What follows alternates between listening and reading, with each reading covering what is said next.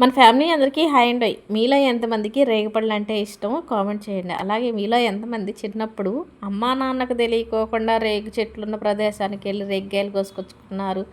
మేము కోసుకున్నామండి. ముగ్గురు నలుగురు స్నేహితులం కలిసి అమ్మా నాన్న చూడకోకుండా, అమ్మా నాన్నకి చెప్పకోకుండా చాటుగా రేగి చెట్ల దగ్గరికి వెళ్ళి రేగ్గాయలు కోసుకొచ్చుకునేవాళ్ళం. ఎందుకంటే ఇప్పుడంటే సిటీలోనైనా పల్లెటూరులోనైనా చెట్లు పుట్లు గట్లు మొత్తం కొట్టేసి ఇల్లు కట్టేస్తున్నారు. కానీ ఒకప్పుడు ఇల్లు తక్కువ ఉండేది, ప్లేస్ ఎక్కువ ఉండదు. ఆ ఖాళీ ప్లేసులలో చెట్లు ఎక్కువగా చెత్తతో, అలాగే రేగి చెట్లు తాడి చెట్లు ఇట్లా ఉండేవి.